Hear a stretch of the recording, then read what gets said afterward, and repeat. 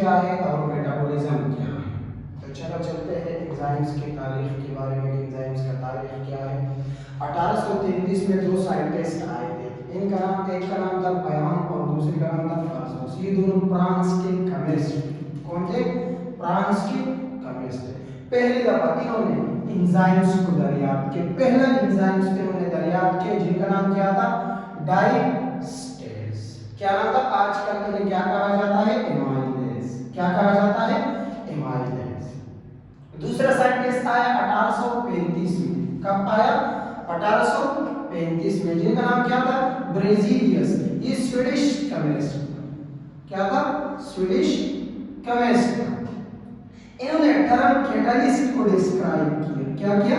Describe किया। इन्होंने कहा कि ये केमिकल रिएक्शन को क्या करता है? एक्सेलरेशन करता है, एक्सेलरेट करता है, तेज करता है और रिमेन रहता है, अपने आप को चीजें चेंज नहीं करते। मतलब ये केमिकल रिएक्शन को तेज करते हैं ऐसे सब्सटेंस है और ये केमिकल सब्सटेंस अपने आप को क्या करता है? चेंज नहीं करता है। तीसरा साइंटिस्ट आया 1876 में। अच्छा, ये जो तारीख है ना, ये जो साल है, ये चेंज होते हैं। किसी किताबों में क्या लिखा होता है, किसी किताबों में क्या लिखा होता है। तो ये जो आप लोग के कोर्स में जो लिखा होगा वही लिखा होगा। दूसरा साइंटिस्ट है विलियम कुन। 1876 में लिखा है। ये एक जर्मन फिजियोलॉजिस्ट था। क्या था? German physiologist.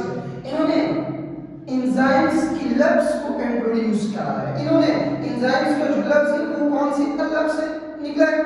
ग्रीक जबान की लफ्ज से निकला है। किससे निकला है? ग्रीक जबान की लफ्ज से, इन्मोस से निकला है। किससे निकला है? इन्मोस से निकला है। और इसका मतलब क्या है? ईस्ट। क्या है? ईस्ट में। क्योंकि पहली दफा जो एंजाइम दरियाफ्त हुआ है वो कहां पर दरियाफ्त हुआ है? ईस्ट में। और ईस्ट फंजाई का एक किस्म है जो क्या है? यूनिसेलुलर है। क्या है? यूनिसेलुलर है। तो ये तारीफ एंजाइम्स के बारे में कि एंजाइम्स किस तरह दरियाफ्त हुए हैं, एंजाइम्स के ऊपर काम कौन कौन से साइंटिस्ट ने किया है और एंजाइम्स का लफ्ज कैसे दरियाफ्त हुआ है। अब आते हैं कि एंजाइम्स क्या है। व्हाट इज एंजाइम्स या व्हाट इज कैटलिस्ट या व्हाट इज बायोकैटालिस्ट। एंजाइम्स अब बायोलॉजिकल मॉलिक्यूल है। बायोलॉजिकल मॉलिक्यूल इसलिए कहा जाता है क्योंकि ये जानदार के अंदर मौजूद होते हैं। कहां पर मौजूद होते हैं? जानदार। या बायोलॉजिकल कैटलिस्ट। एंजाइम्स और कैटलिस्ट एक ही लफ्ज है, आगे नीचे एक्सप्लेन करूंगा। जो क्या करता है? स्पीड अप करता है। स्पीड अप का मतलब क्या है? तेज करना। किसी चीज को क्या करना? तेज करना। केमिकल रिएक्शन को तेज करना।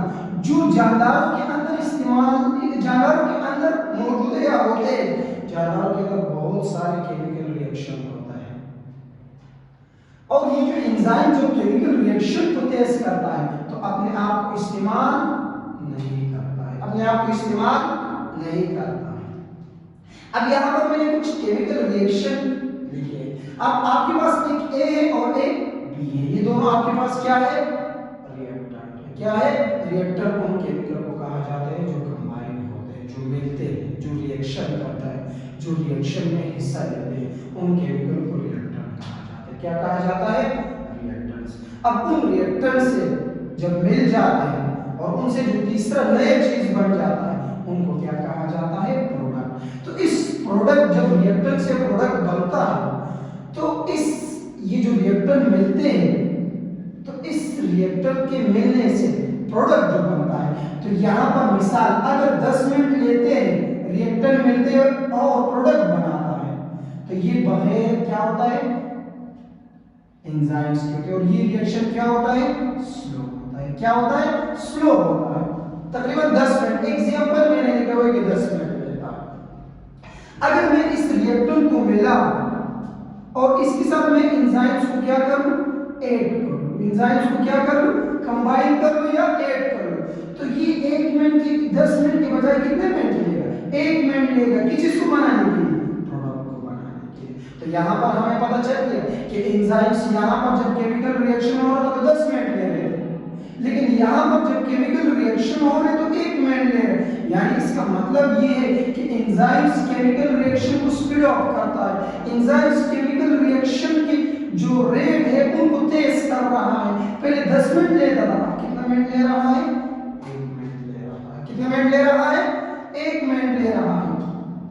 अब यहाँ पर एक 3 अल्फाज है, एक कैटलिस्ट, एक एंजाइम्स और एक बायो कैटलिस्ट। कैटलिस्ट उन सब्सटेंस को कहा जाता है जो केमिकल रिएक्शन को तेज करता है। चाहे फैक्ट्री में हो, बायो भी बहुत सारे केमिकल रिएक्शन होते हैं फैक्ट्रीज वगैरह में, इंडस्ट्रीज वगैरह में, तो वहां पर भी केमिकल रिएक्शन को क्या करना होता है, तेज करना होता है। तो ऐसे केमिकल जो केमिकल रिएक्शन को तेज करे उसको क्या कहा जाता है, कैटलिस्ट कहा जाता है। अब ये जो एंजाइम्स का लफ्ज है, ये खास जानदारों के अंदर जो कैटलिस्ट इस्तेमाल होते हैं उनको क्या कहा जाता है, एंजाइम्स कहा जाता है या बायो कैटलिस्ट कहा जाता है। क्या कहा जाता है, बायो कैटलिस्ट कहा जाता है। अब जानदारों के अंदर जितने भी केमिकल रिएक्शन हो रहे हैं उन केमिकल रिएक्शन को कौन तेज कर रहा है, एंजाइम्स तेज कर रहा है। कौन तेज कर रहा है, एंजाइम्स। एक आखिरी इस इंट्रोडक्शन में कि एंजाइम्स बने हुए किस चीज से, आप लोगों ने बायोलॉजिकल मॉलिक्यूल पढ़े होंगे कि बायोलॉजिकल मॉलिक्यूल जानदारों के अंदर बहुत सारे मौजूद हैं। लिपिड है, कार्बोहाइड्रेट है, प्रोटीन है, न्यूक्लिक एसिड है। तो तकरीबन जितने भी एंजाइम्स है तकरीबन ज्यादातर मोस्टली बने हुए किस चीज से, प्रोटीन से बने हुए। किस चीज से बने हुए, प्रोटीन से बने हुए। ज्यादातर एंजाइम्स किस चीज से बने हुए, प्रोटीन से बने हुए। अब जानदारों के अंदर जितने भी केमिकल रिएक्शन हो रहे हैं उन केमिकल रिएक्शन को मिलाकर उन सब केमिकल रिएक्शन को क्या कहा जाता है, मेटाबॉलिज्म कहा जाता है। क्या कहा जाता है, मेटाबॉलिज्म कहा जाता है। Metabolism is the network of chemical reaction. जानदारों के जिस्म के अंदर हर जगह पे केमिकल रिएक्शन हो रहे हैं और हर केमिकल रिएक्शन एक दूसरे से रिलेटिव होता है, तो इसलिए नेटवर्क कहा जाता है। ये सारी केमिकल कहाँ हो रही है, अगर विद द लिविंग बॉडी, और ये सारी केमिकल रिएक्शन जानदारों के जिस्म के अंदर हो रहे हैं। क्यों हो रहे हैं, ताकि जिंदगी कंटिन्यूस रहे, ताकि जिंदगी कंटिन्यूस रहे। या दूसरा डेफिनेशन देखो, ये जो केमिकल रिएक्शन है, ये जो केमिकल रिएक्शन है इसमें इन्वॉल्व है केमिकल की ब्रेकडाउन, केमिकल की तोड़फोड़ और synthesis of organic molecules. Organic molecule के ब्रेकडाउन और ऑर्गेनिक मॉलिक्यूल के सिंथेसिस, मतलब ब्रेकडाउन का मतलब है तोड़ना और सिंथेसिस का मतलब है बनना। ये तोड़ना और बनना ये बायोलॉजिकल मॉलिक्यूल का होता है जानदारों के जिस्म के अंदर, और ये सारा क्या कहलाता है, मेटाबॉलिज्म कहलाता है।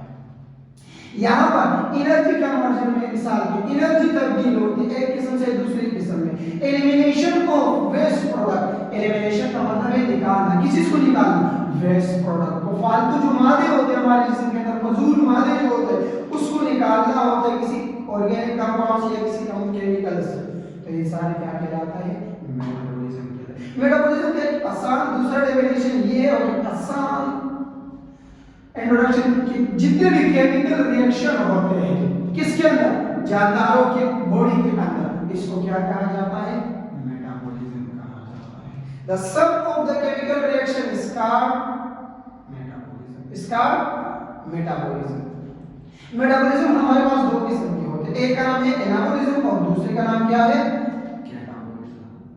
Anabolism the synthesis of complex molecule या large molecule from simple molecule और small molecule and required energy.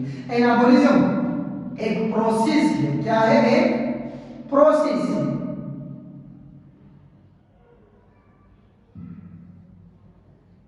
क्या है, प्रोसेस है जिसमें सिंथेसिस होता है। सिंथेसिस का मतलब है बनता है, क्या बनता है, कॉम्प्लेक्स मॉलिक्यूल या लार्ज मॉलिक्यूल। कॉम्प्लेक्स का मतलब है पेचीदा मॉलिक्यूल जो बहुत सारे छोटे छोटे मॉलिक्यूल से मिलकर बना हुआ है, जो मोनोमर से मिलकर बना हुआ है। एनाबॉलिज्म का एक दूसरा डेफिनेशन ये है कि एनाबॉलिज्म एक अमल है जिसमें पॉलीमर्स बनते हैं, मोनोमर्स। अब इसके लिए एनर्जी रिक्वायर्ड है। जब भी बड़ा मॉलिक्यूल बनता है तो इनके लिए क्या रिक्वायर्ड होता है, एनर्जी रिक्वायर्ड। अब यहाँ पर देखो, ये आपके पास एक स्मॉल मॉलिक्यूल या सिंपल मॉलिक्यूल, ये दूसरा, ये तीसरा, ये चौथा, ये पांचवा और भी बहुत सारे, मेरे यहाँ पर सिर्फ 5 है। अब इससे मैंने यहाँ पर मैंने इसको क्या दिया है, एनर्जी दी है, क्योंकि ये जब भी मॉलिक्यूल आपस में मिलते हैं छोटे मॉलिक्यूल तो एनर्जी रिक्वायर्ड होती है, एनर्जी उसके लिए जरूरी होती है, दरकार होती है। तो यहाँ पर देखो ये सारे छोटे छोटे मॉलिक्यूल आपस में क्या हुए हैं, मिले हुए, क्या बना है, लार्ज और कॉम्प्लेक्स मॉलिक्यूल बना है। तो ऐसा प्रोसेस जिसमें छोटे छोटे मॉलिक्यूल मिलकर बड़ा मॉलिक्यूल बना है, ऐसे प्रोसेस को एनाबॉलिज्म कहा जाता है। और ये एनाबॉलिज्म जानदार के जिस्म के अंदर होता है, जैसा अमीनो एसिड से प्रोटीन बनता है, जैसे ग्लूकोज से कार्बोहाइड्रेट बनता है, जैसे न्यूक्लियोटाइड से न्यूक्लिक एसिड बनता है, और जैसे फैटी एसिड से लिपिड बनता है। अब कैटाबॉलिज्म पे आ जाओ। कैटाबॉलिज्म में आपके पास क्या है, एक प्रोसेस, क्या है, एक प्रोसेस है जिसमें ब्रेकडाउन होती है। ब्रेकडाउन का मतलब है तोड़ना होता है, किसको, लार्ज बड़ी मॉलिक्यूल और कॉम्प्लेक्स मॉलिक्यूल का, किसमें, सिंपल और स्मॉल मॉलिक्यूल में। और एनर्जी क्या होती है, रिलीज होती है। कैटाबॉलिज्म एक ऐसा अमल है जिसमें छोटे मॉलिक्यूल बड़े मॉलिक्यूल टूट जाते हैं, किसमें टूट जाते हैं, लार्ज मॉलिक्यूल, छोटे मॉलिक्यूल में। और इसके लिए एनर्जी क्या है, रिक्वायर्ड है। अब हमारे पास मेटाबॉलिज्म के मैंने कुछ यहां पर एग्जांपल दिया हुआ है। ग्लाइकोलाइसिस, जो ग्लूकोज का तोड़ना होता है। ईटीसी का मतलब है इलेक्ट्रॉन ट्रांसपोर्ट चेन, एनर्जी बनती है। Fatty acid synthesis, fatty acid का बनना। तो ये आप लोगों का आज का एंजाइम्स के चैप्टर से लेक्चर। हमारा पेज आप बोले, पेज का नाम है बायोलॉजी वाला या जाहिरुल्लाह 55 10